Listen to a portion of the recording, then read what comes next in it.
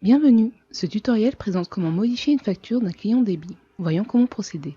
Notre client débit, le client 2, a été facturé d'un seul article D1 au lieu de 2 articles qui lui ont été livrés. Il a été contacté et il confirme vouloir conserver les 2 articles D1. Il attend la nouvelle facture. Procédons à la modification de cette facture qui porte le numéro 1121. Nous rappelons que la modification de facture n'est autorisée que selon votre mot de passe. Notre profil utilisateur permet de corriger la facture 1121. Nous pouvons donc poursuivre. Pour cela, rendez-vous au menu principal, sélectionnez Vente facture, puis Facture saisie modification et validez avec la touche Entrée. Renseignez l'emplacement de la facturation afin d'indiquer à StockXL de quel site la quantité doit être retirée. Cette option n'apparaît que si vous disposez du module multilocalisation. Validez avec la touche Entrée. Sélectionnez le client dont la facture est à modifier. Dans notre exemple, il s'agit du client 2. Nous tapons point d'interrogation et nous validons avec la touche Entrée afin de procéder à une recherche dans la liste de nos clients. Sélectionnez Modifier et validez avec la touche Entrée. Nous rappelons que la possibilité de modifier une facture est liée à votre profil utilisateur. La facture que nous devons modifier porte le numéro 1121. Nous la sélectionnons et nous validons avec la touche Entrée. Vous avez la possibilité de modifier le type de facture, comptant ou débit. Dans notre exemple, nous conservons débit avec la touche Entrée. Vous pouvez, si nécessaire, indiquer une brève observation concernant votre modification de facture. Dans notre cas, nous validons le champ vide avec la touche Entrée. Vous pouvez associer la facture à un bon et valider avec la touche Entrée.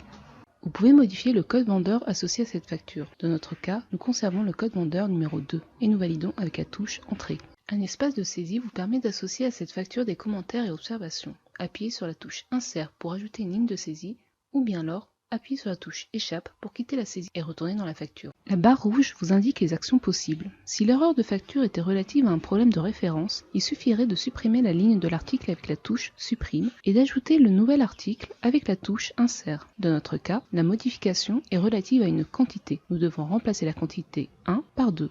Nous sélectionnons l'article D1 et nous entrons en saisie avec la touche Entrée. Nous pouvons à présent corriger la quantité. Nous avons achevé notre modification de quantité. Nous pouvons quitter la saisie avec la touche Échappe. Nous sommes prêts à imprimer notre nouvelle facture. Appuyez sur la touche Échappe pour obtenir la proposition d'impression de la facture corrigée.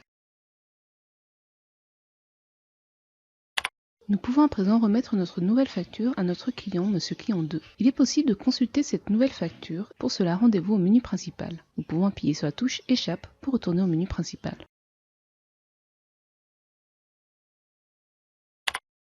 Le montant de la facture numéro 1121 a bien été corrigé et figure à présent dans notre liste de factures.